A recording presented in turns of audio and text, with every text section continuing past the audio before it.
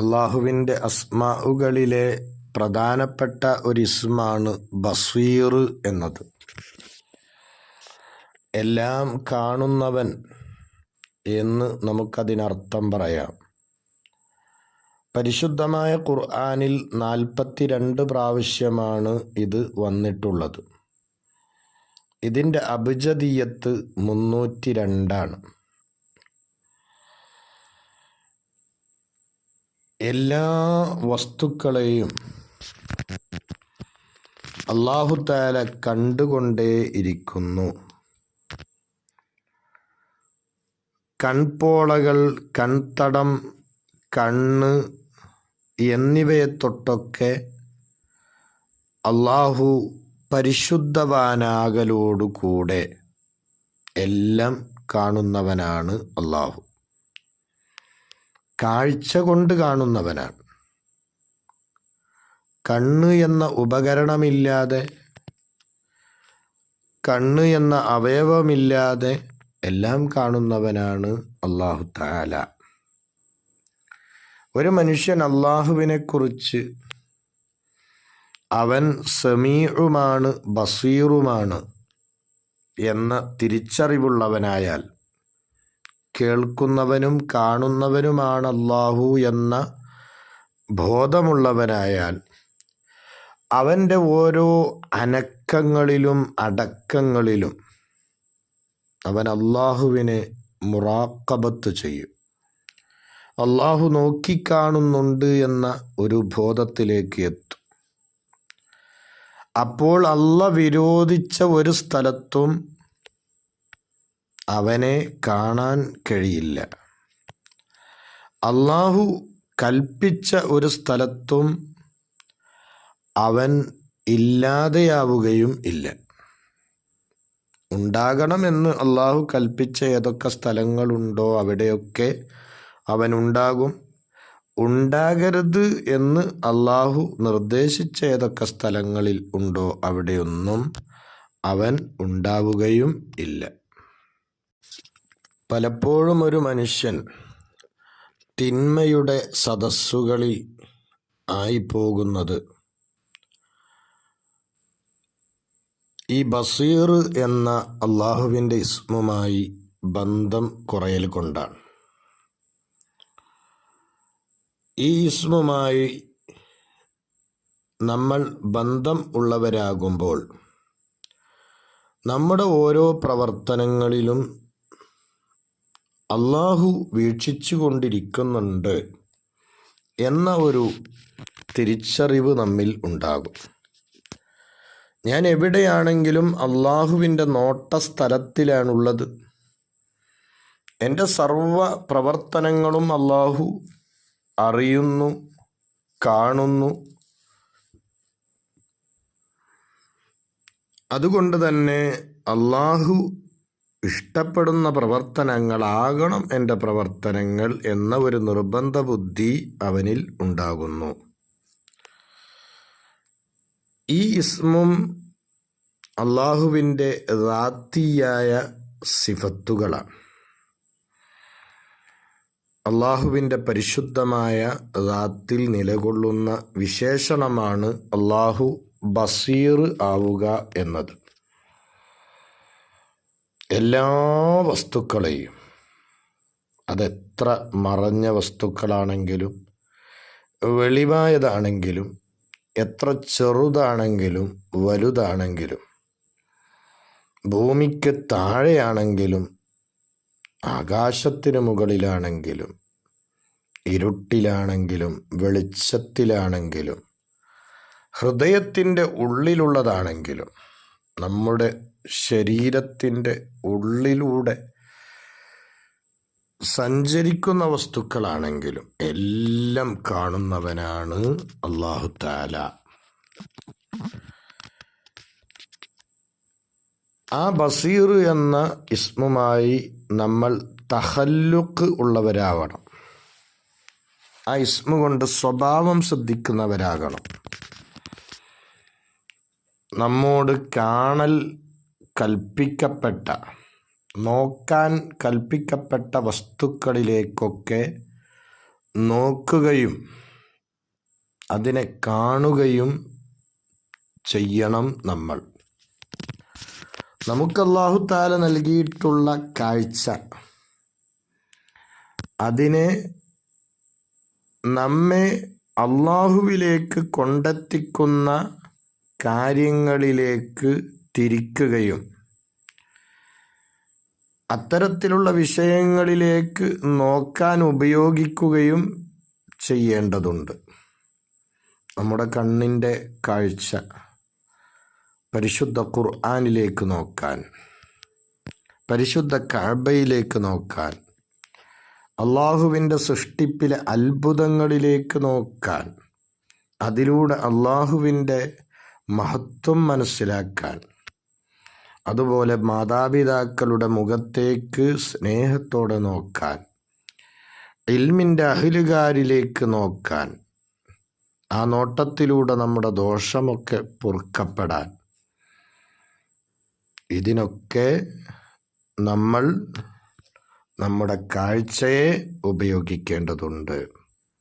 അതുപോലെ തന്നെ സുന്നത്തായ പ്രവർത്തനങ്ങളിലൂടെ അള്ളാഹുവിലേക്ക് കൂടുതൽ അടുക്കുക. അപ്പോൾ അള്ളാഹു നിന്നെ ഇഷ്ടപ്പെടും, നിന്റെ കാഴ്ച അള്ളാഹുവായി മാറും. അഥവാ അള്ളാഹുവിൻ്റെ ഇലാഹിയായ ഖുദ്റത്ത് നിന്റെ കാഴ്ചയിൽ പ്രകടമാകും. അത് പ്രകടമായി കഴിഞ്ഞാൽ വിദൂര ഭാഗങ്ങളിലുള്ള കാര്യങ്ങൾ വരെ നിനക്ക് നോക്കിക്കാണാൻ ഒരു പ്രയാസവും ഉണ്ടാവുകയില്ല. മുമ്പ് നാം പറഞ്ഞ ചരിത്രത്തിൽ സയ്യിദുന ഉമറുൽ ഫാറൂഖ് റളിയല്ലാഹു അൻഹു മദീന പള്ളിയിലെ മിമ്പറിൽ നിന്നുകൊണ്ട് എത്രയോ ദിവസങ്ങളുടെ വഴിദൂരം ഉള്ള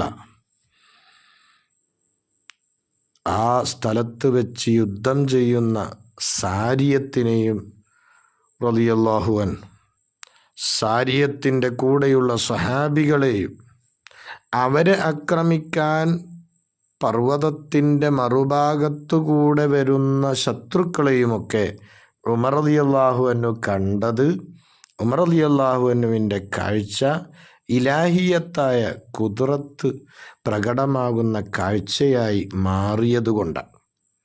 ഗൗസുൽ ആലം റളിയല്ലാഹു അൻഹുവിനെ പോലെയുള്ള, മമ്പുറം തങ്ങളെപ്പോലെയുള്ള മഹത്തുക്കളായ ആളുകൾ, അവരൊക്കെ ഞാൻ ഇവിടെ ഇരുന്നു കൊണ്ട് പ്രപഞ്ചത്തിൻ്റെ പല ഭാഗങ്ങളും കാണുന്നു എന്ന് പറഞ്ഞത് ഈ ഒരവസ്ഥയിലേക്ക് അവർ എത്തിയതുകൊണ്ടാണ്.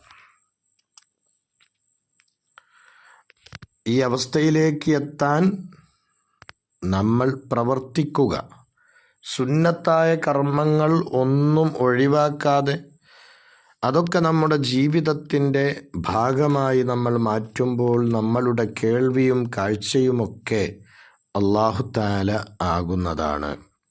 അപ്പോൾ അവർക്ക് വിദൂരത്തുള്ള കാര്യങ്ങളൊക്കെ ഒരേ സമയങ്ങളിൽ തന്നെ കാണാൻ കഴിയും.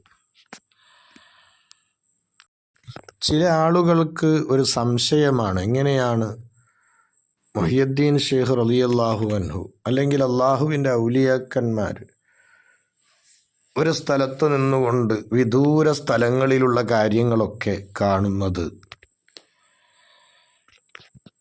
എന്നാൽ ആ നിലക്ക് ഔലിയായിനെ ആക്ഷേപിക്കുന്ന ആള് അയാളുടെ വീട്ടിൽ കയ്യിലൊരു റിമോട്ട് പിടിച്ചുകൊണ്ട്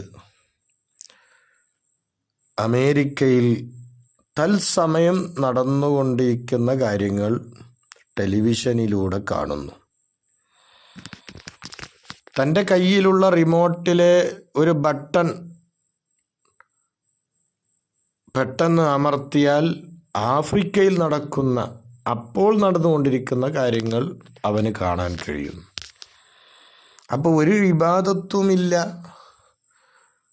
അള്ളാഹുവിലേക്ക് ഒരു നിലക്കും അടുത്തിട്ടുമില്ല. അങ്ങനെയുള്ള നമുക്ക് കേവലം ഭൗതികമായ ഉപകരണങ്ങളിലൂടെ ലോകത്തിൻ്റെ നാനാഭാഗങ്ങളിൽ ലൈവായി നടക്കുന്ന കാര്യങ്ങൾ സെക്കൻഡുകൾ വ്യത്യാസത്തിൽ നമുക്ക് കാണാൻ കഴിയുന്നുണ്ട് എങ്കിൽ സദാസമയത്തും അള്ളാഹു എന്ന ചിന്തയിൽ മുഴുകി അള്ളാഹുവിൻ്റെ ഹബീബ് സല്ലല്ലാഹു അലൈഹി വസല്ലമ തങ്ങൾ പഠിപ്പിച്ച സുന്നത്തുകൾ ഒന്നുപോലും ഒഴിഞ്ഞു പോകാതെ എല്ലാം ജീവിതത്തിൽ പകർത്തി അള്ളാഹുവിൻ്റെ മഹബത്ത് അവർ കരസ്ഥമാക്കി അവരുടെ കാഴ്ചയിലും കേൾവിയിലും സംസാരത്തിലുമൊക്കെ ഇലാഹിയത്തായ ഒരു കുദ്റത്ത്, അള്ളാഹുവിൻ്റെ കുദ്റത്ത് പ്രകടിപ്പിക്കുമ്പോൾ അവരോട് അസൂയപ്പെടുന്നത് ശരിയല്ല.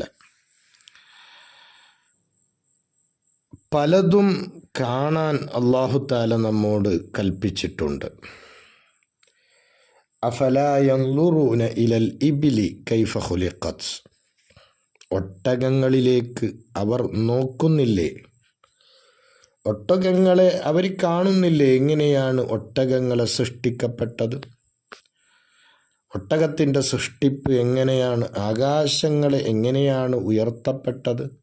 ഭൂമിയെ എങ്ങനെയാണ് പരത്തപ്പെട്ടത്? പർവ്വതങ്ങളെ എങ്ങനെയാണ് ക്രമീകരിക്കപ്പെട്ടത്? പ്രപഞ്ചത്തിലുള്ള ഓരോ വസ്തുക്കളെയും എങ്ങനെയാണ് പടക്കപ്പെട്ടത് എന്ന കാര്യങ്ങളൊക്കെ നോക്കുകയും കാണുകയും ചെയ്യുന്നില്ലേ ആളുകൾ എന്ന് പരിശുദ്ധ ഖുർആനിലൂടെ അല്ലാഹു തആല ചോദിച്ചിട്ടുള്ള കാര്യമാണ്. അപ്പം അതിലൊക്കെ നമ്മൾ നമ്മളുടെ കണ്ണുകളെ ഉപയോഗിക്കുക. ഭൂമിയിലെ അത്ഭുതങ്ങൾ കണ്ടുകൊണ്ട് ആ അത്ഭുതത്തെ സൃഷ്ടിച്ച അള്ളാഹുവിലേക്ക് എത്താൻ നമ്മൾ ശ്രമിക്കുക. മുസ്ലിമീങ്ങളുടെ ശത്രുക്കൾ ഇസ്ലാമിൻ്റെ അഹ്ലുകാരെ ആക്രമിക്കാൻ വരുമ്പോൾ ആ ശത്രുവിന് നോട്ടമിടലും ബസീർ എന്ന അള്ളാഹുവിൻ്റെ ഇസ്മുമായിട്ടുള്ള സ്വഭാവം ശ്രദ്ധിക്കൽ തന്നെയാണ്. ഇനി ഈ ഇസ്മിൻ്റെ പ്രത്യേകതയായി മഹാന്മാർ പറയുന്നത് ഇതിനെ ധാരാളമായിട്ട്, അല്ലെങ്കിൽ അബ്ജദിയത്ത് പ്രകാരം 302 പ്രാവശ്യം എല്ലാ ദിവസവും അല്ലെങ്കിൽ ഓരോ വക്തുകൾക്ക് പിറകിലും നമ്മൾ ചൊല്ലുമ്പോൾ ഒരുപാട് കാര്യങ്ങൾക്കുള്ള തൗഫീഖ് നമുക്ക് ലഭിക്കും എന്നാണ്. തൗഫീഖ് എന്ന് പറഞ്ഞാൽ നന്മ ചെയ്യാനുള്ള ഒരു കഴിവ്. ആ കഴിവിനെ അള്ളാഹു നമുക്ക് സൃഷ്ടിച്ചു തരും. ഒരുപാട് നന്മകൾ നമുക്ക് ചെയ്യാൻ സാധിക്കും. അതുപോലെ നമ്മുടെ കണ്ണിൻ്റെ അസുഖങ്ങൾ മാറാൻ, കണ്ണിൻ്റെ അസുഖം മറ്റുള്ളവരിലേക്ക് പകരാതിരിക്കാൻ, കണ്ണ് രോഗങ്ങളൊക്കെ ഉള്ള കാലത്ത് വീട്ടിൽ ഒരാളുടെ കണ്ണിന് രോഗം വന്നാൽ എല്ലാവരിലേക്കും അത് പകരാറുണ്ട്. അപ്പം അങ്ങനെ പകരാതിരിക്കാൻ, അതേപോലെ നമ്മെ കണ്ടിട്ടും കാണാതെ നടക്കുന്നവരായ പല ആളുകളും ഉണ്ടാകും. നമ്മെ കണ്ടില്ലെന്ന് നടിച്ച് നടക്കുന്നവർ, അവരൊക്കെ നമ്മെ കണ്ട് നാമുമായിട്ട് സന്തോഷത്തോടെ സംസാരിക്കുന്നവരാകാനൊക്കെ ഈ ഇസ്മിനെ ധാരാളമായി ചൊല്ലിയാൽ അതിനുള്ള ഫലങ്ങളാണ് എന്ന് മഹാന്മാർ പഠിപ്പിക്കുന്നത് കാണാം. അല്ലാഹു തആല ഇതിനെ ധാരാളമായി ചൊല്ലാൻ, അതിലൂടെ നമ്മുടെ മുഖത്തുള്ള കണ്ണിനും ഹൃദയത്തിൻ്റെ കണ്ണ്, അകക്കണ്ണിനും നല്ല കാഴ്ചശക്തി ലഭിക്കാനും അതിലൂടെ കാണേണ്ടതൊക്കെ കണ്ട് ആസ്വദിക്കാൻ റബ്ബ് അനുഗ്രഹിക്കട്ടെ. ആമീൻ.